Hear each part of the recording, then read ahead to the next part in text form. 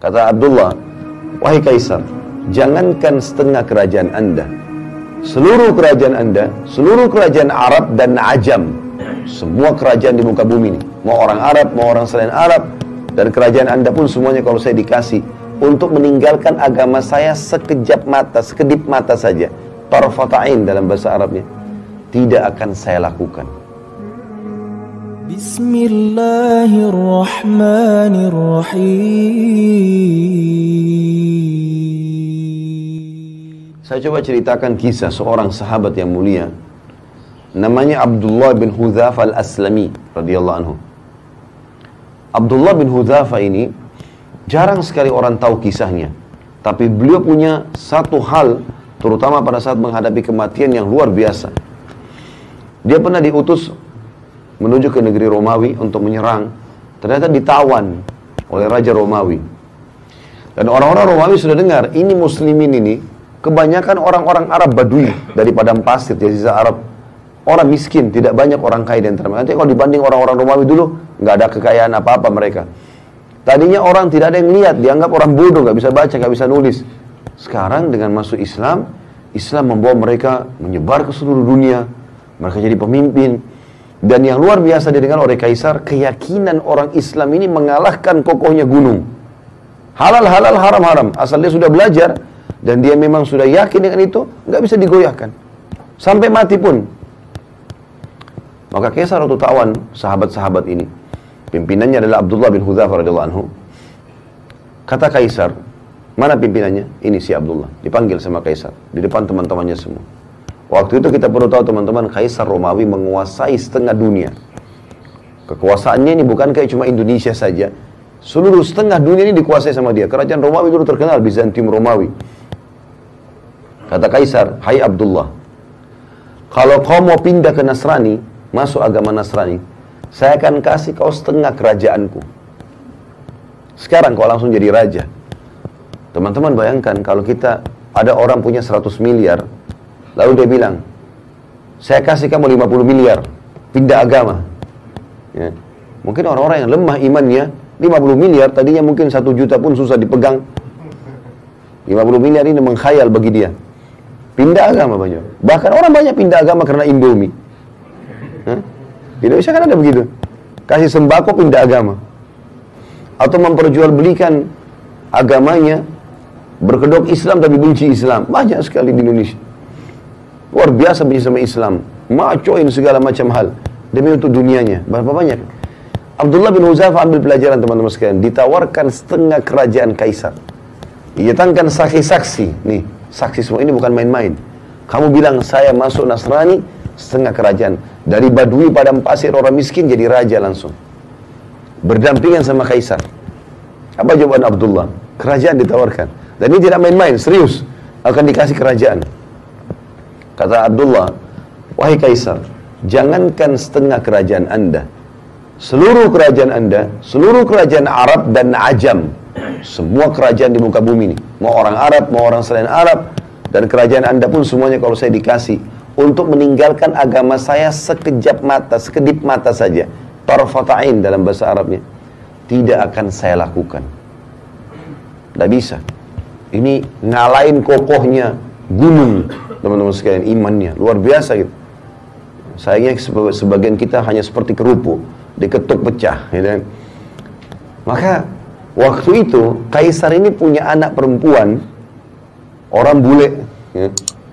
Kalau kita sekarang sering ucapkan begitu, yang terkenal kecantikannya, masih gadis, tinggi, putih, cantik, fitnah bagi laki-laki, sampai banyak raja-raja waktu itu dan para perdana menterinya Kaisar, panglima perang berharap jadi suaminya perempuan itu. Terkenal sekali. Dikeluarkan oleh Kaisar, duduk di sebelahnya, hai Abdullah, setengah kerajaanku dan nikahi anakku. Ini juga plus lagi, dapat perempuan tercantik di dunia pada saat itu. Kata Abdullah dengan kalimat yang mungkin Kaisar tidak semudah itu memahaminya ya, tapi orang beriman harus bisa faham. Dia mengatakan, Anda menawarkan anak Anda perempuan ini ya, untuk digantikan dengan bidadari yang Allah janjikan untukku di surga. Artinya percuma, nggak mempan. Ya. Maka kata Kaisar, penjarakan orang ini. Instruksinya, jangan kasih makan dan minum. Nggak boleh makan dan minum. Teman-teman, kita kalau nggak makan 2 hari, 3 hari mungkin masih lapar, tapi masih bisa hidup lah. Tapi kalau nggak minum, ini nggak mudah nih. Dari pagi sampai malam kita nggak minum, sudah kering tenggorokan. 2 hari, 3 hari bisa meninggal ini. Jangan kasih makan dan kasih minum, di penjara. Dan kaisar suruh penjaga-penjaga prajuritnya perhatikan. Kalau sudah lemes, sampaikan ke saya. 3 hari, 3 malam, nggak makan, nggak minum. Sampai dikatakan dalam kisah ini, Abdullah kepalanya mulai melemas. Condong ke kiri. Udah lemas gitu. Nggak ada minum, nggak ada makan. Lalu pada saat itu, kata prajuritnya kaisar, sudah lemas. Kata kaisar, masukkan babi dan khamr di penjaranya. Sekarang di babi. Ini bukan babi sembarang ya. Babi masakannya buat kaisar. Jadi babi dengan bumbu yang wangi, nampan yang bagus, segala macam. Menggoda luar biasa. Dan dalam kondisi dia lapar. Kemudian khamr di kendi yang memang punya kaisar. Tempatnya itu bukan sembarangan, dari emas. Taruh di situ. Subhanallah. Sampai 3 hari ke depan, sampai daging babi itu menjamur, gak disentuh sama Abdullah. Padahal sudah mau mati. Gak bisa. Gitu. Kata prajuritnya, gak disentuh kaisar. Sampai berjamur tuh babi. Panggil dia, panggil. 6 hari sekarang gak makan, gak minum. Ini luar biasa ini. Lalu kata kaisar, kenapa kau gak makan dan minum? Kata Abdullah jawabannya, saya tahu dalam agama saya sekarang sudah halal tuh babi dan khamr. Karena saya akan mati kalau saya gak makan. Tapi demi Allah saya tidak akan biarkan kau menghina agamaku. Sama raja dunia dia ngomong ini. Saya demi Allah tidak akan membiarkan kamu menghina agamaku. Kaisar bilang, kalau begitu saya akan bunuh kamu. Tapi bukan bunuh biasa. Saya akan masukkan kamu ke minyak panas.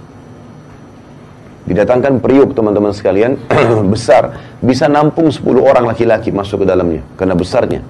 Taruh minyak panas, dibakar. Mendidih minyak itu. Kata kaisar, cemplungin satu persatu prajuritnya Abdullah. Jangan dia terakhir. Sekitar 30 orang. Begitu dilempar yang pertama, teman-teman sekalian, dikatakan dalam riwayat kisah ini, dimasukin dalam hitungan detik, tinggal tulangnya keluar. Karena panasnya minyak itu. Abdullah lihat nih. Satu dilempar, baju perangnya pun, kulitnya semua habis orang itu. Tinggal tulang, ngapung. Lempar yang kedua, begitu lagi. Yang ketiga, begitu lagi. Penuh dengan tulang-tulang manusia dan darahnya nih, minyak. Mendidih. Pas giliran Abdullah, dengan lemesnya lagi ditarik, netesin air mata Abdullah.